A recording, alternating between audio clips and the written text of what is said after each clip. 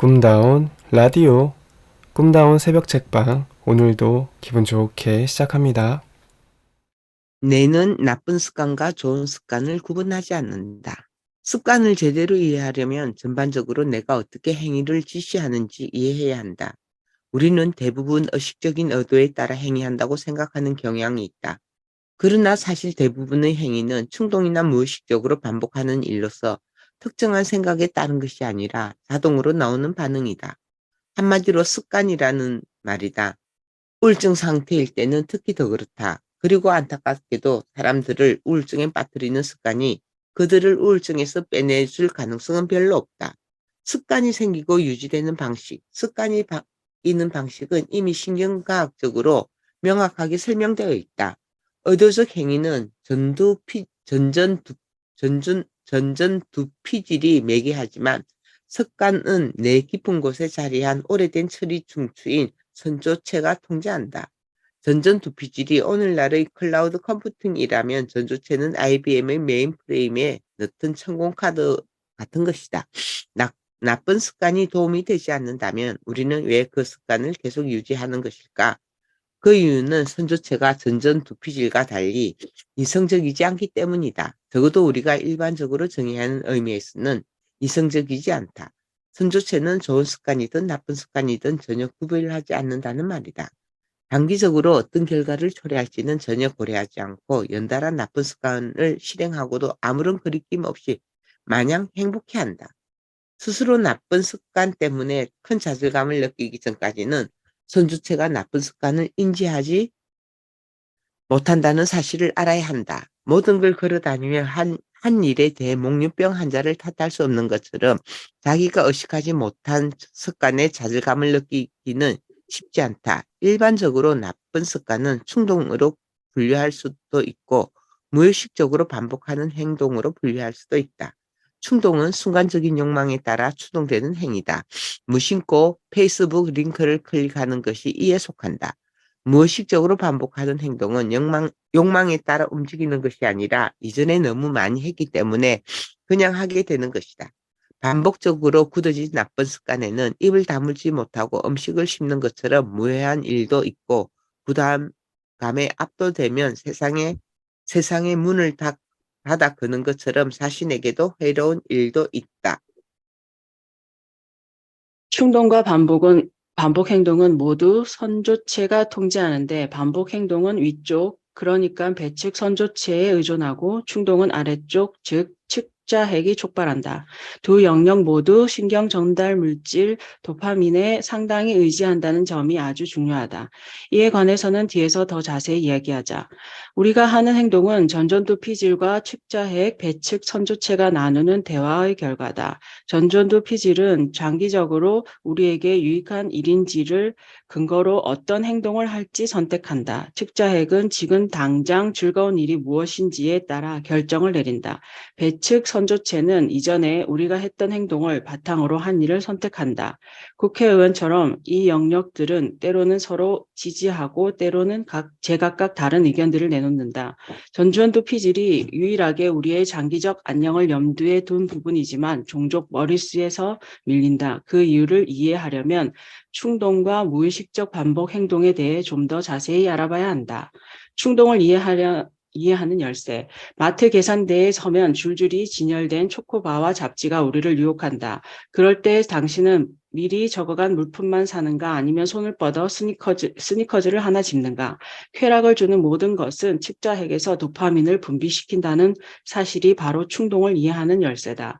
섹스는 도파민을 분비시킨다. 돈을 따는 것도 마약도 초콜릿도 도파민을 분비시킨다. 측자핵이 정말로 흥미로운 것은 무엇을 쾌락을 주는지뿐 아니라 쾌락을 취하리라는 것을 어떻게 예상하는지도 학습한다는 점이다. 예를 들어 처음 스니커즈를 먹으면 측자액에서 도파민이 분비된다. 그 다음에는 스니커즈의 포장을 뜯자마자 도파민이 분비된다. 또 그 다음에는 저쪽에 스니커즈가 보이기만 해도 도파민이 분비된다. 얼마 지나지 않아 가게에 들어가기만 해도 도파민이 분비된다. 스니커즈를 보고 포장을 뜯고 먹을 것을 예상하는 것만으로도 말이다. 충동의 경우 우리가 행한 무엇 또는 감지한 무엇이 특정 특정한 쾌락적 결과를 예상하도록 촉발한다. 문제는 쾌락을 예상할 때 분비되는 도파민이 실제로 그 쾌락을 얻도록 우리를 행동하게 떠민다는 점이다. 그리고 단계마다 도파민을 조금씩 더 뿜어냄으로써 다음 단계로 나아갈 힘을 보태준다. 어떤 방어사가 습관을 촉발하는지 파악하라. 유혹에 저장하는 것보다는 처음부터 유혹을 피하는 것이 더 쉽다. 특정한 습관을 촉발하는 방아쇠가 무엇인지 알고 있다면 때로는 생활에서 그 방아쇠를 제거하기만 해도 습관을 끊을 수 있다. 예컨대 빌리는 자기가 텔레비전을 너무 많이 본다는 사실을 깨닫고 텔레비전 수상기가 눈에 보이는 것이 방어쇠임을 알았다. 텔레비전을 침실에서 내보냈더니 그 문제를 해결할 수 있었다. 쿠키를 사고 싶지 않다면 마트에 갔을 때 쿠키 진열대 앞을 지나가지 마라. 맛있는 쿠키를 보기만 해도 도파민이 분비되어 쿠키를 사라고 옆구리를 찔러댈 테니 말이다. 옛날 옛적 동굴에 살던 사람들에게는 충동이 별 문제가 아니었을 것이다. 동굴 생활은 아주 단순했을 테니 말이다. 뭔가가 맛있으면 먹을 수 있는 만큼 먹고 어떤 일을 해서 기분이 좋으면 그 일을 할 수 있는 만큼 하면 되었다. 그러나 오늘날에는 쉽게 얻을 수 있는 쾌락의 종류가 너무 많아져서 그것들이 축자핵 속의 도파민을 모조리 차지해버리고는 즉각 만족을 얻으라고 부추긴다. 우울증 시대에서는 축자핵에서 도파민 활동이 감소하기 때문에 이 문제가 더 심각해진다. 우선 예전에는 즐거웠던 일이 더 이상 즐겁지 않다. 둘째로 도파민 활동이 줄어들면 정크푸드, 마약, 도박, 포르노처럼 다양한 도파민을 분비하는 것만이 축자액을 움직일 수 있다. 이는 곧 가장 즉각적인 쾌락을 안겨주는 것에 따라 행동하게 된다는 뜻이며 대개 이런 행동은 장기적으로 볼 때 유익하지 않다. 그나마 충동은 대부분 쉽게 인지할 수 있지만 티나지 않게 은근히 악영향을 미치는 나쁜 습관은 주로 무의식적으로 반복되는 행동들이다. 뇌는 늘 가던 길만 가고 싶어 한다. 고대 인도에서 전해 내려오는 속담이 있다. 인생의 첫 30년은 사람이 습관을 만들고 마지막 30년은 습관이 사람을 만든다. 배가 고프지 않은데도 음식을 먹거나 볼만한 게 없는데도 계속 텔레비전을 본 적이 있는가? 무의식적으로 반복하는 행동은 우리가 거기서 전혀 즐거움을 얻지 못하는데도 실행하는 것이므로 종종 하강나선을 초래한다.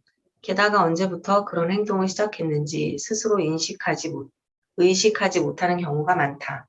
즐겁지 않고 의식하지도 못한다는 것이 이상하게 여겨질지 모르지만 사실 배측 선조체는 그런 것에 개의치 않는다. 배측 선조체는 측좌액과 긴밀하게 연결되어 있고 역시 도파민을 사용한다. 그러나 배측 선조체에서 분비된 도파민은 쾌락을 느끼게 해주지 않고 단지 우리를 행동하게 내모는 역할만 한다. 습관이 형성되는 이유는 모든 행동이 배측 선조체에서 특정한 패턴을 활성화하기 때문이다. 우리가 매번 같은 길을 갈 때마다 그 행동은 뇌 속에 점점 더 분명하게 새겨진다. 바꿔 말하면 배측 선조체의 뉴런들이 더 강력하게 발화한다. 그래서 얼마 지나지 않아 새로운 길을 내는 것이 거의 불가능해진다. 뇌는 늘 가던 길만 가고 싶어 한다. 배측 선조체에 새겨지는 패턴에 관해 이해해야 할 중요한 점은 일단 생겨난 패턴은 영원히 사라지지 않을 가능성이 매우 크다는 것이다. 자전거 타는 법을 한번 익히면 절대 잊어버리지 않는 것은 그 때문이다. 또한 나쁜 습관을 고치기가 몹시 어려운 이유이기도 하다. 사실 오래된 습관은 제거되지 않는다. 그저 더 강력한 새 습관을 들이면 예전 습관이 약해지는 것뿐이다. 게다가 습관이 일단 배측 선조체에 자리 잡으면 그때부터는 쾌락에 관심도 두지 않는다. 물론 처음에 습관이 생기는 이유는 대개 측좌핵이 특정한 행동을 하도록 우리에게 동기를 부여했기 때문이지만 일단 습관이 생긴 뒤에는 측좌핵이 동기를 부여할 필요가 없어진다. 이는 중독이 작동하는 방식이기도 하다. 처음에 중독은 측좌핵의 쾌락적인 충동에서 시작된다. 그러나 시간이 지나면서 측좌핵은 더 이상 반응하지 않고 중독은 더 이상 쾌락을 주지 못한다.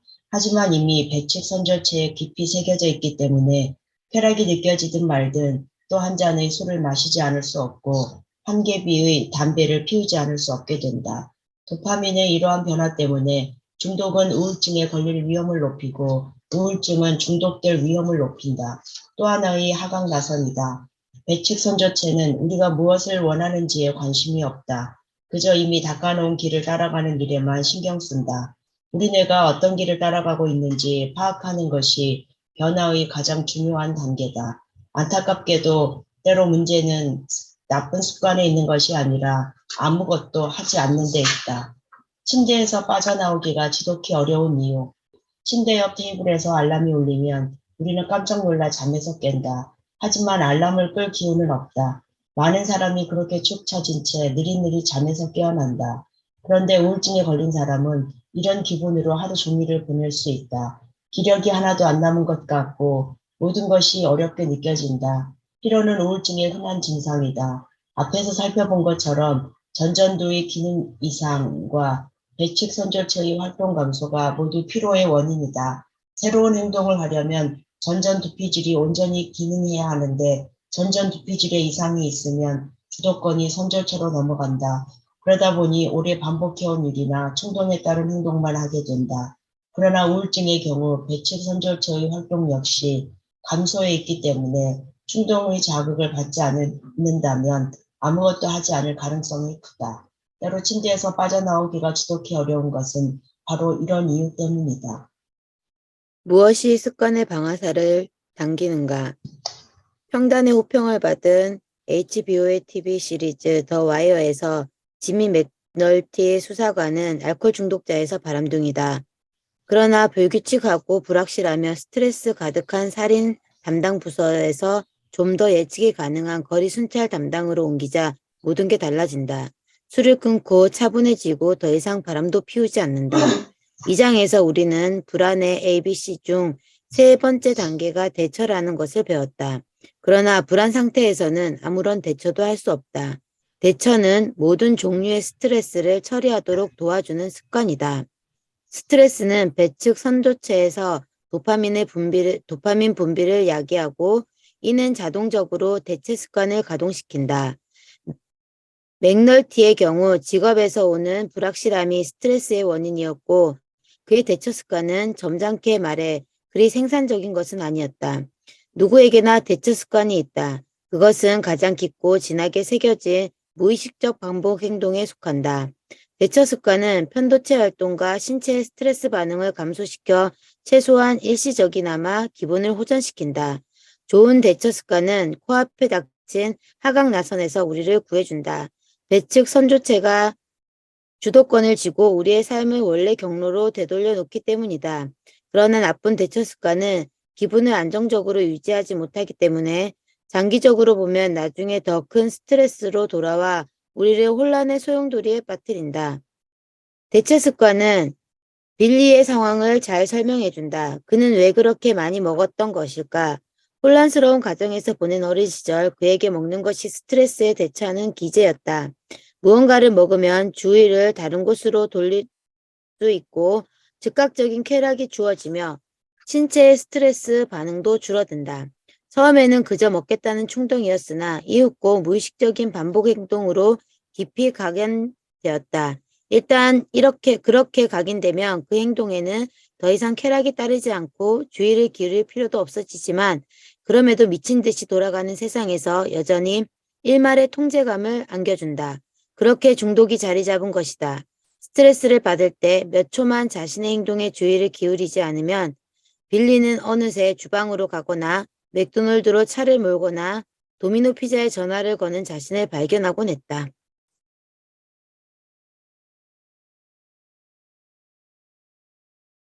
우리의 가장 오래된 습관은 아마 인생의 가장 큰 스트레스에서 주의를 돌리는 데 사용했던 습관일 것이다. 이제는 상황이 달라져 더 이상 도움이 되지 않지만 그 습관들은 사라지지 않고 우리는 여전히 그 습관을 반복한다. 안타깝게도 자신의 대처 습관이 썩 좋지 않다는 것을 깨달았을 즈음 빌리는 매우 난처한 상황에 처해 있었다. 체중이 엄청난 스트레스를 불러왔고 스트레스는 폭식을 야기했다. 모든 중독이 다 이렇다. 습관에 따라 행동하지 않으면 불안해지고 불안해지면 더 습관대로 행동하고 싶어진다. 그래서 습관에 굴복하면 나중에 더 큰 스트레스로 돌아오고 그것이 다시 습관의 방아쇠를 당긴다. 어떻게 이런 쳇바퀴에 사로잡히는 건지 아주 쉽게 알 수 있다. 그리고 거기서 벗어나는 것이 불가능하게 느껴진다는 것도. 그러나 그것은 불가능한 일이 아니다. 물론 파괴적인 대처 습관을 무작정 없애려 한다고 해서 그냥 그 행동을 멈출 수 있는 것은 아니다. 그러면 도리어 더 큰 스트레스만 남는다. 따라서 그러기보다는 다른 습관으로 대처해야 한다. 빌리는 아주 기발한 방식으로 일을 해냈다. 음식 중독을 정교한 푸드 아트 조각품 만드는 일로 돌린 것이다. 사과로 장미를 조각하고 칸타로프 멜론으로 백조를 조각했다. 이제 빌리는 먹어야 한다는 충동을 느끼면 덜 파괴적인 일에 주의를 집중한다. 또한 나쁜 습관이 촉발한 스트레스를 줄이기 위해 운동과 글쓰기, 마음챙김, 명상 같은 대책을 마련했다. 이런 조치들이 서로 어울러지면서 나와 알고 지낸 몇 년 사이에 빌리의 체중은 약 90kg이 줄었고 지금도 계속 줄고 있다. 말할 것도 없이 그는 내가 몇 문장으로 묘사한 것보다 훨씬 힘들게 고군분투해 왔을 것이다. 그러나 어쨌든 좀 더 건설적인 대처 습관을 들이고 내의 스트레스를 줄이는 건 분명 가능한 일이다. 스트레스가 습관을 강화한다. 스트레스가 촉발하는 습관은 대체 습관만이 아니다. 사실 스트레스는 내가 새로운 행동보다는 오래된 습관을 선택하도록 편향시킨다. 배척 선조체가 이렇게 말한다. 항상 이 방식으로 해왔으니 이번에도 이렇게 하자. 그러면 전전두피질이 이렇게 말한다. 하지만 그건 우리 목적지로 가는 데 도움이 안 돼. 이 와중에 척자핵은 이렇게 말한다. 와, 저 컵케이크 맛있겠다. 스트레스는 이런 대화의 역학관계를 바꿔버린다. 차분하고 느긋할 때는 전전두피질이 아주 능숙하게 제 뜻을 관찰한다. 그러나 불안과 스트레스의 강도가 높아질수록 힘이 배척 선조체와 척자핵 쪽으로 넘어간다. 무난하게 다이어트를 이어가다가도 애인과 싸우면 다 무너지고 가족과 갈등이 생기면 규칙적으로 하던 운동을 치게 되는 이유가 바로 그 때문이다. 스트레스를 받으면 가장 깊이 새겨진 무의식적인 반복 행동을 하거나 충동의 노예가 되기 쉽다.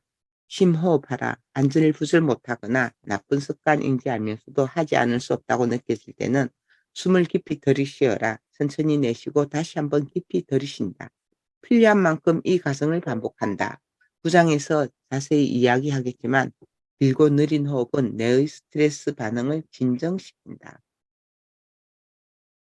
무의식적 반복 행동과 행동은 우울증 상태에서 더 악화되겠지만 우울증이든 아니든 나쁜 습관은 언제나 행복을 방해할 수 있다. 이에 대해서는 작업 습관, 수면 습관, 식습관, 사회적 습관 부분에서 더 자세히 알아볼 것이다. 몸에 새로운 습관에 암호를 새기는 법. 충동이든 반복 행동이든 모든 나쁜 습관에는 그것을 촉발하는 계기가 있다. 생활에서 그 계기를 제거할 수 있다면 습관을 피해갈 수 있다. 안타깝게도 습관을 촉발하는 계기는 피할 수 없는 경우가 많다. 우선 많은 습관이 스트레스 때문에 촉발되는데 스트레스 없이 살아가는 사람은 아무도 없다. 일단 습관이 촉발되면 그것을 통제할 유일한 방법은 전전두피질을 활성화하는 것이다. 사람이 동물과 다른 이유는 아주 큰 전전두 피질이 있기 때문이다. 다른 동물들은 대부분 충동과 무의식적 반복 행동으로 살아가지만 인간에게는 의지적 행위를 통해 그런 상태를 극복할 능력이 있다. 여기서 의지적이라는 말은 우리가 의식적으로 또 의도적으로 브레이크를 밟아서 습관에 따라 행동하는 것을 멈출 수 있다는 뜻이다. 의지적 행위를 실행하는 것은 전전두 피질이며 충동을 억제하려면 전전두 피질에서 세로토닌이 제 기능을 해야 한다. 그런데 아쉽게도 세로토닌의 공급량에는 한계가 있다. 충동을 하나씩 억제할 때마다 다른 충동을 억제하기가 점점 더 어려워진다. 충동에 저항하는 일은 제한된 수의 총알을 가지고 좀비 군단에 맞서 싸우는 것과 비슷하다. 결국에는 총알이 떨어지게 되어 있다. 다행히 다른 해결책도 있다. 더 좋은 습관을 만들면 전전두 피질에만 의지하지 않아도 되고 스스로 세로토닌 활동을 촉진할 수 있다. 이 두 가지 사항에 대해서는 8장에서 얘기할 것이다. 또 하나의 해법은 나쁜 충동과 무의식적 반복 행동을 억제하는 일 자체를 즐거운 일로 만드는 것이다. 이는 목표를 세우면 가능하다. 목표를 세우면 측자액과 전전두피질, 전방 대상 피질을 비롯한 여러 뇌의 영역의 활동에 변화가 생긴다. 목표를 세우는 일이 지닌 힘에 대해서는 6장에서 다룬다. 결국 요점은 진부하지만 과학적으로 타당한 경고로 정리할 수 있다. 연습하고 연습하고 또 연습하라는 것이다.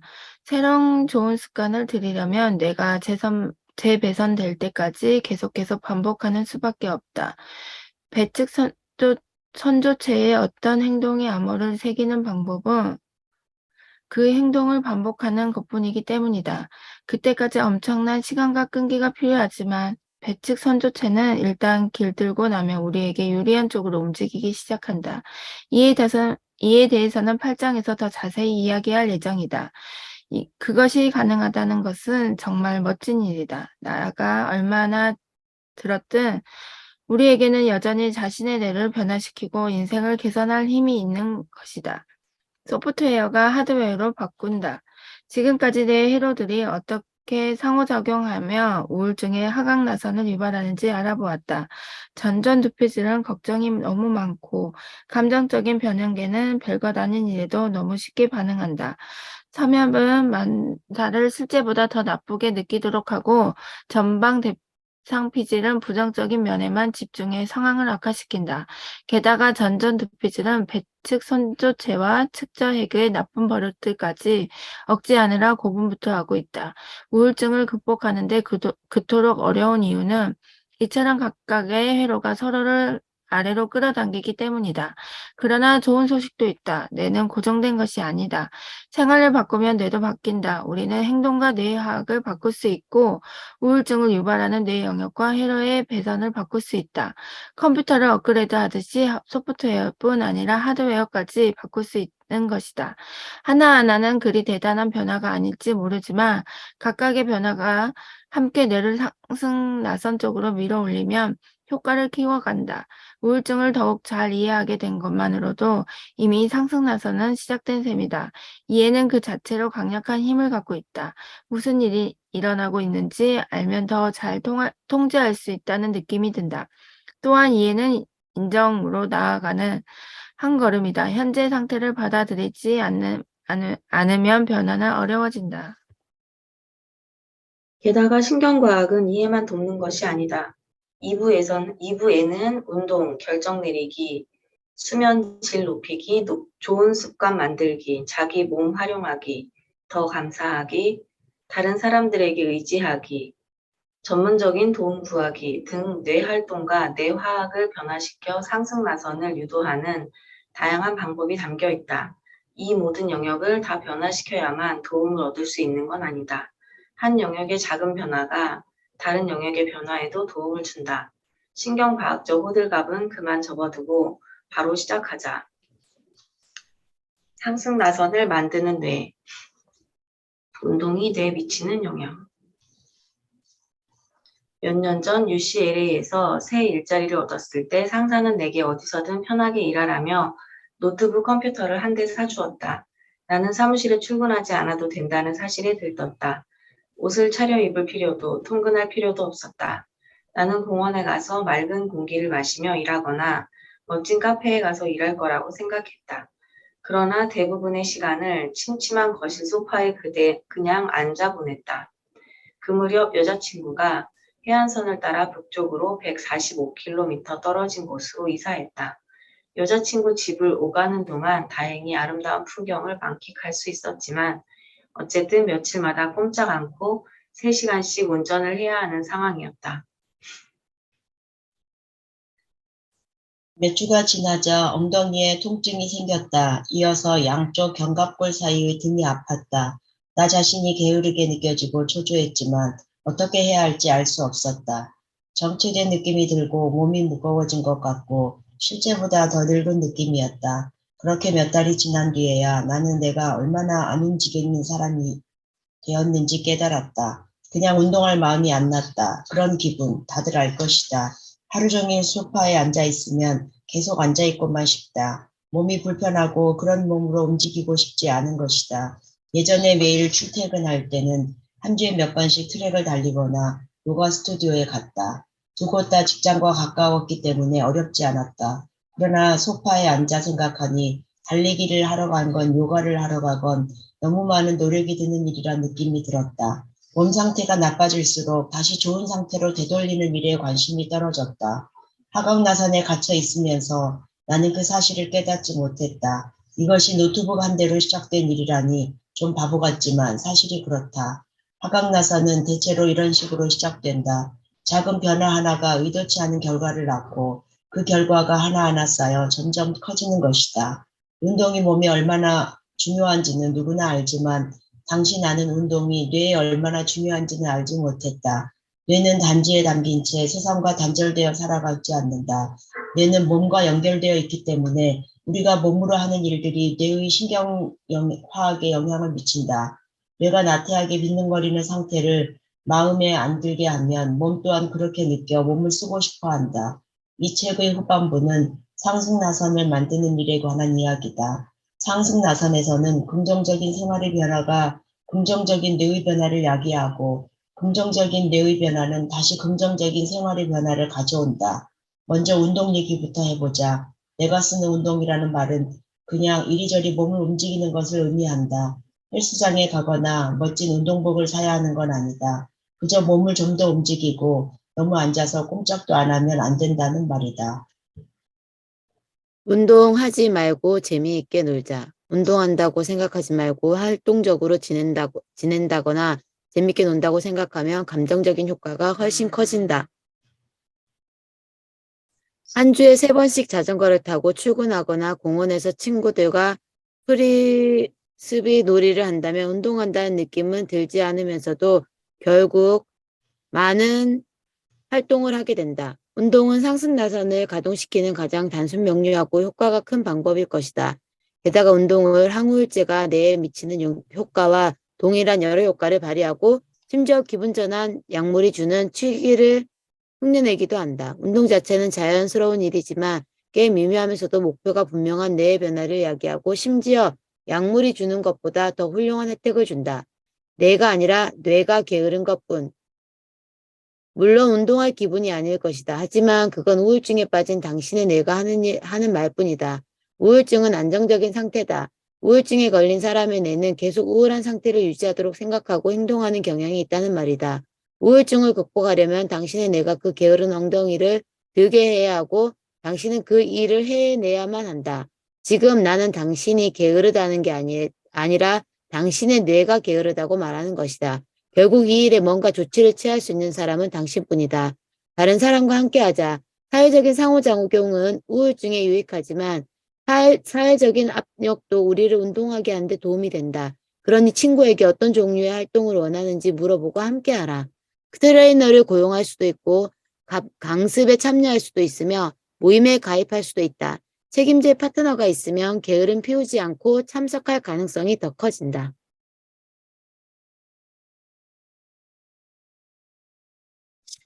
운동은 뇌를 어떻게 이롭게 하는가? 운동이 얼마나 유익한지 좋게 100만 번은 들었을 것이다. 그렇다면 이제 100만 한 번째로 들어보자. 운동은 우리에게 유익하다. 심장과 허리 둘레에만 좋은 것이 아니라 뇌에도 좋다. 구체적으로 말해 우리를 계속 우울한 상태로 만드는 해로들의 효과가 좋다. 우울증이 야기하는 거의 모든 문제는 운동으로 해결할 수 있다. 예를 들어 신체적으로. 우울증은 몸을 무기력하고 피곤하게 만들지만 운동은 몸에 에너지와 활력을 준다. 우울증은 종종 수면 패턴을 무너뜨리지만 운동은 수면의 질을 높여주고 뇌의 회복을 돕는다. 우울증은 식욕을 엉망으로 만들어 너무 적게 먹거나 정크푸드를 먹게 한다. 실제로 가공식품을 많이 먹은 사람은 우울증에 걸릴 위험이 높다. 운동은 식욕을 정진해 식사를 즐겁게 하고 건강을 개선한다. 정신적으로 우울증은 집중을 어렵게 하지만 운동은 정신을 예리하게 만들고 계획을 세우거나 결정을 내리는 데 도움을 준다. 우울증은 그러니까 우울하게 만들지만 운동은 기분을 좋아지게 한다. 또한 불안과 스트레스를 떨어뜨리고 자존감을 높인다. 사회적으로 우울증은 대체로 우리를 고립되고 외롭게 만든다. 반면 운동은 세상 밖으로 나가게 해주는 경향이 있다. 나아가 이 모든 효과는 우울증에서 회복하게 해줄 다른 활동과 사고 과정을 촉발한다. 예를 들어 운동을 하면 잠을 더 잘 수 있다. 그러면 통증이 줄어들고 기분이 좋아지며 기력이 정진되고 정신이 맑고 예리해진다. 통증이 줄어들면 운동하기가 쉬워질 뿐 아니라 운동을 더욱 즐길 수 있다. 기력이 좋아지는 것 또한 운동할 가능성을 높인다. 여기서 핵심 메시지는 이 모든 원인과 결과가 서로 섞이고 쌓여 가며 유쾌함으로 나아가는 상승나선을 만들어낸다는 것이다.